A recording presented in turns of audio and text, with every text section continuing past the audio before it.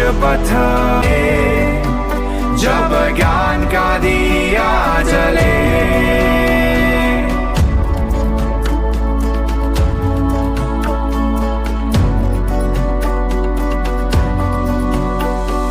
ज्ञान सबके लिए, ज्ञान पर सबका अधिकार। आयुष्य पथ, आयुष्य पथ।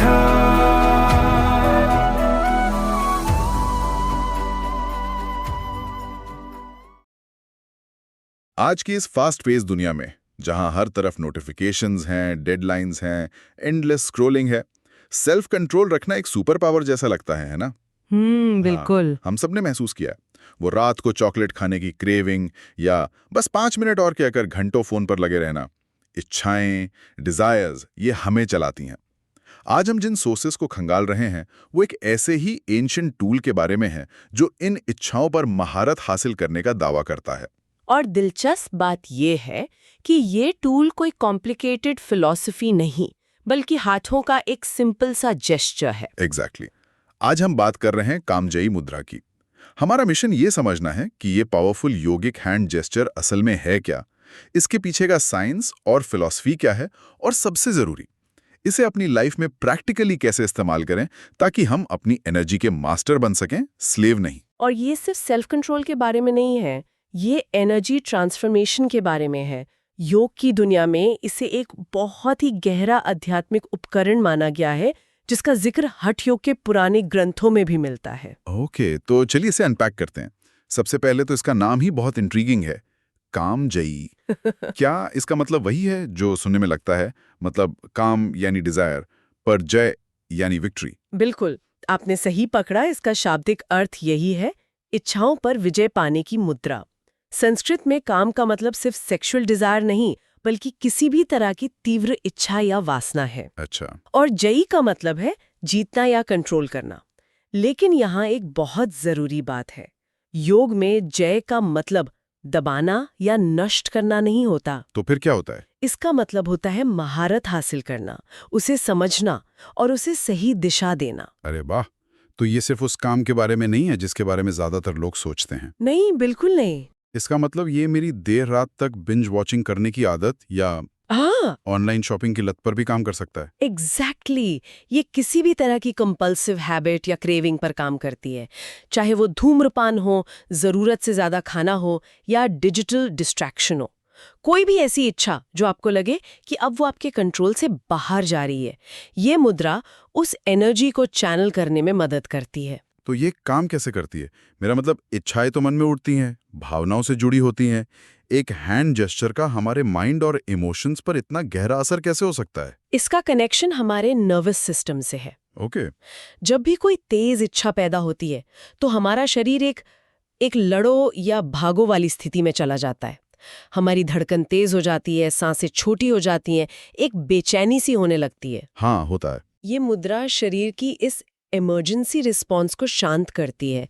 ये हमारे पैरासिम्पैथेटिक नर्वस सिस्टम को एक्टिवेट करती है, जो रेस्ट एंड डाइजेस्ट के लिए जिम्मेदार है। इससे तुरंत चिंता कम होती है और मन शांत होता है। मतलब ये शरीर को सिग्नल देती है कि सब ठीक है, रिलैक्स करो। बिल्कुल। और जब आप इसका रोज अभ्यास करते हैं तो सिर्फ टेम्परेरी शांति नहीं मिलती, आपकी विल पावर, मेंटल क्लैरिटी और डिटर्मिनेशन भी बढ़ती है। आप इमोशनली ज्यादा बैलेंस्ड हो जाते हैं, जिससे किसी भी लालच या स्ट्रेस के मोमेंट में आप बेहतर फैसले ले पाते हैं। देखिए, ये सुनने में तो बहुत अच्छा लगता है, लेकिन बहुत से लोग शायद ये सोच रहे होंगे कि क्या सिर्फ उंगली और अंगूठे को मिलाने से सच में इतनी बड़ी-बड़ी आदतें बदल सकती हैं? ये थोड़ा अविश्वसनीय सा लगता है। इसके पीछे की डीपर फिलॉसफी क्या है? ये सवाल बिल्कुल जायज है, और इसका जवाब योग के सबसे फैसिनेटिंग कॉन्सेप्ट्स में से एक में छिपा है, ऊर्जा का रूपांतरण। योग और आयुर्वेद के अनुसार हमारी उंगलियों के सिरों में हजारों तंत्रिकाएं, मतलब नर्व एंडिंग्स होती हैं, जो सीधे हमारे मस्तिष्क और ऊर्जा केंद्रों से जुड़ी होती हैं। अच्छा, जैसे एक्यूप्रेशर पॉइंट्स होते हैं। हाँ, कुछ वैसा ही समझ लीजिए। जब हम तर्जनी उंगली, मतलब इंडेक्स फिंगर, से अंगूठे पर एक खास तरह से दबाव डालते हैं, तो हम मस्तिष्क को एक सब्टिल सिग्नल भेजते हैं कि शांत हो जाओ, ऊर्जा को बाहर मत बहाओ। ये एक तरह से शरीर के एनर्जी सर्किट को पूरा करने जैसा है। इमेजिन कीजिए कि कहीं तार कटा हुआ है और एनर्जी लीक हो रही है। ये मुद्रा उस तार को जोड़ देती है, जिससे एनर्जी बाहर बिखरने के बजाय अंदर ही संरक्षित और रूपांतरित होने लगती है। एनर्जी का रूपांतरण, ये सुनने में बहुत पावरफुल लगता है। हमारे सोर्सेज में ओजस और तेजस नाम की 2 तरह की एनर्जी का जिक्र है। क्या आप इसे आसान भाषा में समझा सकती हैं? जरूर।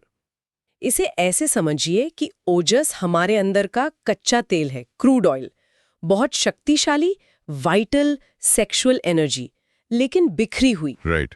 अगर इसे ऐसे ही जलने दें तो ये सिर्फ धुआं पैदा करेगा, यानी डिजायर्स में, एडिक्शंस में, डिस्ट्रैक्शंस में वेस्ट हो जाएगा। राइट। और तेजस, कामजयी मुद्रा एक रिफाइनरी की तरह काम करती है, जो इस कच्चे तेल यानी ओजस को तेजस में बदल देती है। तेजस है हवाई जहाज का ईंधन, जेट फ्यूल। वाह! वही एनर्जी जो अब आपको बर्बाद करने के बजाय ऊंचाइयों पर ले जा सकती है। तेजस आपकी स्पिरिचुअल, क्रिएटिव और इंटेलेक्चुअल एनर्जी है। ये आपकी चमक है, आपका ऑरा है। तो ये मुद्रा आपकी रॉ एनर्जी को आपकी हाईएस्ट पोटेंशियल में ट्रांसफॉर्म करती है। 1 मिनट, ये तो कमाल की बात है। तो आप कह रही हैं कि जो ऊर्जा हमें भटका सकती है, वही ऊर्जा हमें हमारे सबसे बड़े लक्ष्यों तक भी पहुंचा सकती है। बस उसका रूप बदलना है। बिल्कुल, यही योग का सार है। दमन नहीं, रूपांतरण। Suppression doesn't work, transformation does. हमारे सोर्सेज में कामदेव की पौराणिक कहानी का जिक्र है जो इसी प्रिंसिपल को बहुत खूबसूरती से समझाती है। हाँ, शिव और कामदेव की कहानी बताइए उसके बारे में। जब शिव गहरे ध्यान में थे तो देवताओं ने दुनिया के भले के लिए उन्हें ध्यान से जगाने के लिए कामदेव को भेजा।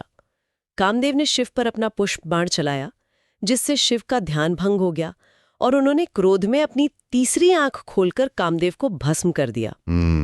लेकिन कहानी यहां खत्म नहीं होती। कामदेव नष्ट नहीं हुए, वो अनंग हो गए, यानी बिना शरीर के स्पिरिट के रूप में मौजूद रहे।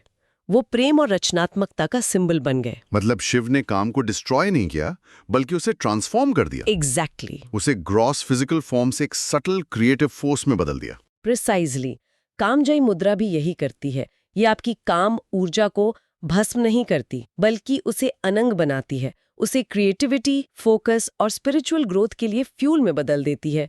जब आपकी एनर्जी नीचे की ओर बहने या बाहर की ओर बिखरने के बजाय ऊपर की ओर उठती है, तो आपकी प्रोडक्टिविटी और फोकस में जबरदस्त इजाफा होता है। ये ऊर्जा को बदलने वाली बात तो बहुत दिलचस्प है, लेकिन हमारे सुनने वालों के लिए जो इसे अपनी रोजमर्रा की जिंदगी में अपनाना चाहते हैं, उनके लिए ये जमीन पर कैसा दिखता है? मतलब मुझे ये मुद्रा कब, कहां और कैसे करनी चाहिए? चलिए इसकी प्रैक्टिकल गाइड पर बात करते हैं। बिल्कुल, विधि बहुत सरल है, लेकिन कंसिस्टेंसी और अवेयरनेस ये की है। सबसे पहले पोस्चर की बात करते हैं। इसे करने के लिए पद्मासन, सुखासन या वज्रासन, मतलब किसी भी कंफर्टेबल मेडिटेटिव पोज में बैठना सबसे अच्छा है। सबसे जरूरी बात है कि आपकी रीढ़ की हड्डी सीधी रहे। और अगर जमीन पर बैठना मुश्किल हो तो आप कुर्सी पर भी सीधे बैठकर इसका अभ्यास कर सकते हैं। और क्या इसे चलते फिरते काम के बीच में भी कर सकते हैं? आजकल लोगों के पास डेडिकेटेड टाइम की कमी होती है। हाँ, थियोरेटिकली इसे किया जा सकता है। अगर आपको किसी मीटिंग में या सफर के दौरान कोई क्रेविंग महसूस हो तो आप डिस्क्रीटली ये मुद्रा बना सकते हैं। लेकिन अगर इसका पूरा साइकोलॉजिकल और एनर्जेटिक बेनिफिट लेना है तो इसे शांति से ध्यान की अवस्था में बैठकर ही करना चाहिए। तब इसका असर कई गुना बढ़ जाता है। Got it. तो चलिए आप स्टेप बाय स्टेप विधि पर आते हैं। मान लीजिए मैं आराम से बैठ गया हूं, स्पाइन स्ट्रेट है। अब आगे क्या? सबसे पहले कंधों को रिलैक्स करें, चेहरे की मसल्स को ढीला छोड़ें और 3-4 गहरी सांसें लें। ये खुद को प्रेजेंट मोमेंट में लाने के लिए है। अब आप ये मुद्रा एक या दोनों हाथों से बना सकते हैं। और मुद्रा बनाते कैसे? उंगलियों की पोजीशन क्या होनी चाहिए? अपने अंगूठे के नाखून की जड़ पर, मतलब बेस ऑफ द थंबनेल पर, उसी हाथ की तर्जनी यानी इंडेक्स फिंगर की टिप से हल्का से दबाव डालें। दबाव बहुत जेंटल होना चाहिए, जोर जबरदस्ती नहीं करनी है, बस एक फर्म कनेक्शन महसूस हो। और बाकी 3 उंगलियां? बाकी की 3 उंगलियां नेचुरली रिलैक्स्ड रहेंगी, हल्की सी मुड़ी हुई। ठीक है। और हाथों को रखना कहाँ है? गोद में या घुटनों पर? आप हथेलियों को ऊपर की तरफ करके घुटनों पर रख सकते हैं, या फिर नाभि से थोड़ा नीचे, जिसे स्वादिष्ठान या मणिपूरक चक्र का एरिया माना जाता है, वहां भी रख सकते हैं, क्योंकि ये एरिया हमारी वाइटल एनर्जी से जुड़ा है। दोनों ही पोजीशन इफेक्टिव है। ओके। तो मुद्रा बन गई, पोस्चर सही है। इसके बाद का सबसे इंपॉर्टेंट स्टेप क्या है? इसके बाद का स्टेप है श्वास और ध्यान। हम्म, आंखें धीरे से बंद कर लें हम्म, और अपना पूरा फोकस अपनी सांसों पर ले आएं। हम्म, सांसें धीमी, गहरी और लयबद्ध होनी चाहिए। हम्म, पेट से सांस लें। अच्छा। महसूस करें कि सांस अंदर आने पर पेट गुब्बारे की तरफ फूल रहा है और सांस बाहर जाने पर रिलैक्स हो रहा है। आपका सारा ध्यान बस इसी रिदम पर होना चाहिए। हमारे सोर्सेज में एक संकल्प या अफर्मेशन का भी जिक्र है, उसकी क्या इंपॉर्टेंस है? यह अभ्यास को और गहरा बनाने का एक बहुत पावरफुल तरीका है। जब आप फिजिकली और मेंटली रिलैक्स स्टेट में होते हैं तो आपका सबकॉन्शियस माइंड बहुत रिसेप्टिव होता है। उस समय आप मन ही मन एक संकल्प दोहरा सकते हैं, जैसे मैं अपनी ऊर्जा का स्वामी हूँ, या मेरी इच्छा शक्ति मजबूत है, या फिर मैं अपनी ओजस ऊर्जा को तेजस में बदल रहा हूँ। ये इरादे को और पक्का करता है। बिल्कुल। अब सबसे प्रैक्टिकल सवाल, इसे कितनी देर और दिन में किस समय करना चाहिए? शुरुआत में आप 10 मिनट से स्टार्ट कर सकते हैं। धीरे धीरे इसे 15 से 20 मिनट तक ले जाएं।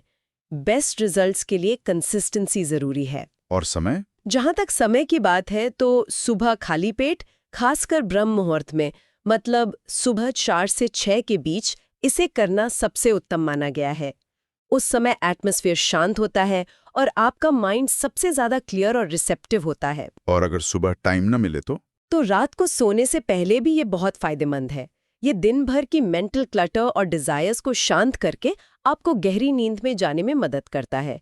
बस एक बात का ध्यान रखें, भारी भोजन के तुरंत बाद इसका अभ्यास ना करें। ये सब बहुत पावरफुल लगता है, लेकिन क्या कोई सावधानियां भी हैं? क्या ऐसा हो सकता है कि कोई इसका जरूरत से ज्यादा अभ्यास कर ले? ये एक बहुत जरूरी सवाल है। Balance is everything. याद रखिए, काम ऊर्जा या डिजायर एनर्जी स्वाभाविक है, ये लाइफ फोर्स है। इसे पूरी तरह खत्म नहीं करना है। अच्छा। इस मुद्रा का अभ्यास तब करना है जब आपको लगे कि आपकी इच्छाएं कंपल्सिव हो रही हैं, आपके कंट्रोल से बाहर हैं और आपकी एनर्जी ड्रेन कर रही हैं। तो क्या इसका कोई साइड इफेक्ट भी हो सकता है? सीधे तौर पर इसका कोई साइड इफेक्ट नहीं है, लेकिन कुछ स्पेसिफिक सिचुएशंस में सावधानी बरतने की सलाह दी जाती है। जैसे गर्भवती महिलाओं को इसका लंबे समय तक अभ्यास करने से बचना चाहिए। मासिक धर्म के दौरान भी महिलाओं को इसे अवॉइड करना चाहिए। और जिन लोगों को सिवियर इमोशनल इश्यूज हैं, डिप्रेशन या बहुत ज़्यादा सप्रेस्ड डिज़ायर्स हैं, उन्हें किसी क्वालिफाइड योगा टीचर के गाइडेंस में ही इसका अभ्यास करना चाहिए। Right, context is important. चलिए, तो आज की इस गहरी चर्चा को समराइज करते हैं। हमने समझा कि कामजयी मुद्रा सिर्फ इच्छाओं पर काबू पाने का एक तरीका नहीं है, बल्कि यह हमारी रॉ फिजिकल एनर्जी को हमारी हाईएस्ट क्रिएटिव और स्पिरिचुअल एनर्जी में ट्रांसफॉर्म करने का एक टूल है। बिल्कुल। हमने ओजस यानी क्रूड ऑयल को तेजस यानी जेट फ्यूल में बदलने की बात की। कामदेव की कहानी से समझा कि ऊर्जा को दबाना नहीं बल्कि रूपांतरित करना है। और हमने इसकी एक सिंपल स्टेप बाय स्टेप विधि भी सीखी, जिसे कोई भी अपनी लाइफ में शामिल कर सकता है। एग्जैक्टली। योग के रास्ते पर चलने वालों के लिए ये एक अनमोल उपकरण है। ये आत्मनियंत्रण और जीवन ऊर्जा को सही दिशा में उपयोग करने में मदद करती है, जिससे व्यक्ति अपने फिजिकल और स्पिरिचुअल दोनों लक्ष्यों को ज्यादा आसानी से हासिल कर सकता है। आज की चर्चा इच्छाओं पर नियंत्रण और ऊर्जा के रूपांतरण के बारे में थी, लेकिन अगर इस नजरिए को थोड़ा और आगे बढ़ाएं तो ये सोचने वाली बात है, एक बार जब आपने उस कच्चे तेल को जेट फ्यूल में बदलना सीख लिया तो आप उस जहाज को कहाँ ले जाना चाहेंगे? इस संरक्षित और रूपांतरित ऊर्जा का उपयोग जीवन के किन क्षेत्रों में किया जा सकता है? कोई creative project, career goal, personal growth या कुछ और? आपकी उड़ान की मंजिल क्या होगी?